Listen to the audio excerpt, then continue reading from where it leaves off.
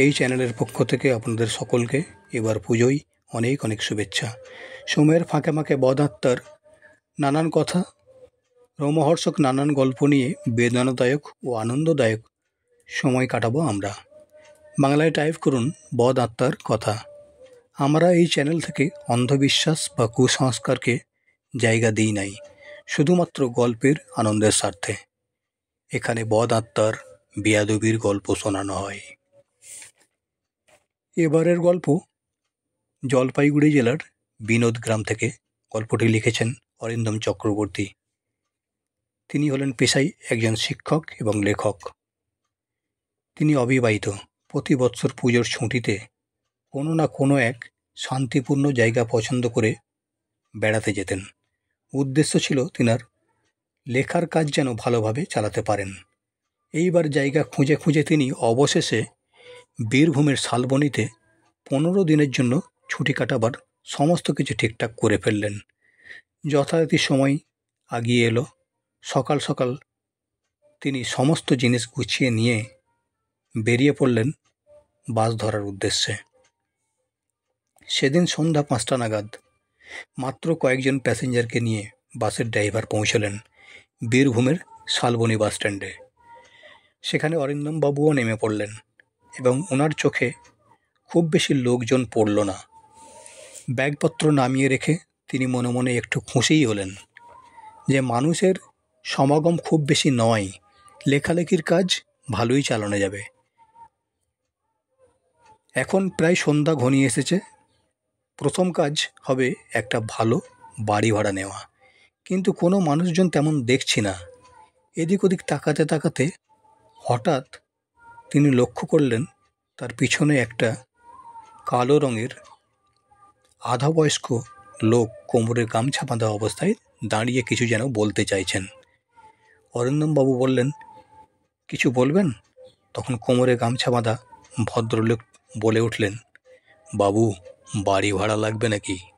চলুন না, খুব সুন্দর বাড়ি, ভাড়াও কম, একদম নির্জন এলাকা, খুব শান্তিতে থাকতে পারবেন। কথাগুলো শুনে তিনি আর কিছু ভাবার অবসর পেলেন না। তিনি রাজি হয়ে গেলেন এবং মনে মনে ভাবলেন, এই রকম একটা বাড়ি তো খুঁজছিলাম। যাই হোক, ভগবান এই ভদ্রলোকটিকে মিলিয়ে দিয়েছেন। অরিন্দমবাবু বললেন, ঠিক আছে, তাহলে চলুন, আপনার বাড়িতেই উঠা যাক। বলতেই ভদ্রলোক ব্যাগপত্র মাথায়, কাঁধে এবং 2 হাতে নিয়ে হনহনি হাঁটা শুরু করলেন আর বললেন, বাবু, আপনি একটু পা চালিয়ে আমার পিছু পিছু আসুন। বাবু পা চালিয়ে হাঁটতে শুরু করলেন। এইভাবে মিনিট 10 হাঁটার পর একটি বাড়ির সামনে গিয়ে থামলেন এবং বললেন, বাবু, এই যে বাড়ি, এইটাই। অরিন্দমবাবু তাকিয়ে কিছু না বলে ভাবতে লাগলেন, বাহ, বাড়িটি তো বেশ সুন্দর। বাড়ির আশেপাশে অন্য কোনো বাড়িও তেমন চোখে পড়ছে না। সত্যিই নির্জন এলাকা। ভদ্রলোকটির কথার দাম আছে বটে। ভাবতে ভাবতেই লোকটি বলে উঠলেন, বাবু, ভেতরে আসুন। বাবু তাকিয়ে দেখলেন বাবুর ব্যাগ সহ সমস্ত জিনিস একটি রুমের মধ্যে রেখে দিয়ে বাবুকে ভেতর থেকে ডাকছেন। বাবু একটু ইতস্তত হয়ে বাড়িটির চতুর্দিকে তাকিয়ে বললেন, বাড়ির মালিককে একটু ডেকে দিন, বাকি কথাবার্তাগুলো বলে নেই। লোকটি বললেন, ও সবের কোনো দরকার হবে না। বাবু বললেন, কেন? লোকটি বললেন, বাড়ির মালিক এখানে থাকে না, মালিক থাকেন কলকাতায়। সমস্ত কাজ আমিই দেখাশোনা করি। আপনি এবার বিশ্রাম করুন, আর কোনো কিছুর প্রয়োজন হলে আপনি আমাকে ডাকবেন। এই বলে তিনি বেরিয়ে এলেন। বাবু সমস্ত জিনিসপত্র গুছিয়ে নিয়ে ব্যাগ থেকে চাদর ও বালিশ বের করে বিছানার মধ্যে শুয়ে পড়লেন। সকাল থেকে গাড়ির ধকল কম হয়নি। শরীরও বেশ টায়ার্ড অনুভব করছিলেন তিনি। ঘণ্টাখানেক শোবার পর তিনি ঘুম থেকে উঠলেন। সমস্ত কাজ গুছিয়ে লেখার কাজ তিনি আরম্ভ করলেন। অরিন্দমবাবুর এখানে বেশ ভালোই দিন 2 কাটালেন। পরের দিন ছিল শনিবার। বিছানায় আধা শোয়া হয়ে গভীর মনোযোগের সঙ্গে কিছু একটা তিনি লিখছিলেন। এমন সময় একটা বড় বিদেশি কুকুর মুখের মধ্যে একটা বলকে কামড়ে নিয়ে অরিন্দমবাবুর জানলার সামনে দাঁড়িয়ে বাড়ির ভেতরের দিকে তাকিয়ে আছে। দেখে অরিন্দমবাবু একটু ঘাবড়ে গেলেন। তারপর দেখলেন একটা সুন্দর ছেলে ছুটতে ছুটতে কুকুরের পিছনে এসে দাঁড়ালো এবং কুকুরকে বলল, রকি, বলটা আমায় দাও, নইলে কিন্তু আমি তোমাকে পেটাবো, আর তোমার সাথে কথাও বলবো না। অরিন্দমবাবু এতক্ষণ দেখছিলেন, এবার তিনি বললেন, বাহ, বেশ সুন্দর কুকুর তো, তোমার কুকুর বুঝি? ছেলেটা বলল, হ্যাঁ, এটা আমার রকি। বল খেলছিলাম, হঠাৎ বলটি নিয়ে ছুটে পালিয়ে এসেছে। কই রকি, বলটা দাও আমায়। ছেলেটার কথা শোনার সময় অরিন্দমবাবু কুকুরটির দিকে তাকায়নি। তারপর যখন তাকালেন, দেখলেন কুকুরটি তার বেডরুমের ভেতরে বলটি রেখে দিয়ে মস্ত বড় জিভ বের করে হাঁপাচ্ছে। তার সাথে সাথে ছেলেটিও রুমের মধ্যে এসে দাঁড়ালেন। তারপর বেশ কিছুক্ষণ ধরে অরিন্দমবাবুর সঙ্গে নানান কথাবার্তা আলাপ আলোচনা পর অরিন্দমবাবু জানতে পারলেন যে এই বাড়ির দোতলায় ওরা থাকেন, সঙ্গে থাকেন বাবা মা। এই নিয়ে ওদের সংসার। ছেলেটির সাথে আলাপ হয়ে অরিন্দমবাবুর বেশ ভালোই আনন্দ বোধ করলেন। এইভাবে চলতে থাকে। ওই ছেলে এবং কুকুরটির যাতায়াত অরিন্দমবাবুর কাছে ভালোই লাগতো। আর যত দিন যাচ্ছে ওই ছেলে আর কুকুরটির উপর অরিন্দমবাবুর ভালোবাসা বাড়তে থাকলো। একদিন ছেলেটি অরিন্দমবাবুকে তার বাড়িতে চা খাওয়ার জন্য নেমন্তন্ন করলেন আর বললেন, আপনি যদি বাড়িতে না যান তাহলে আমার বাবা ও মা দুজনেই আপনাকে খুব খারাপ পাবেন। অবশ্যই আজকে বৈকালে আপনাকে আমি আর রকি নিতে আসব। অরিন্দমবাবু রাজি হয়ে গেলেন। তারপর বৈকালে ছেলেটি কুকুরটিকে নিয়ে হাজির হলেন অরিন্দমবাবুর রুমের সামনে। ওদেরকে দেখে অরিন্দমবাবু বেরিয়ে এসে বললেন, চলো যাওয়া যাক। কথা শুনে ছেলেটি খুব খুশি, দোতলায় উঠতে শুরু করে দিল। দোতলায় উঠে অরিন্দমবাবু দেখলেন ছেলেটির বাবা ও মা দরজা খুলে যেন আমারই অপেক্ষা করছিলেন। খুশি মনে অরিন্দমবাবু ওনাদের ঘরের মধ্যে প্রবেশ করলেন। ছেলেটির বাবা মা ওনাকে টি টেবিলের সামনে বসালেন এবং খাবারের সাথে বিভিন্ন ধরনের গল্পগুজব শুরু করলেন।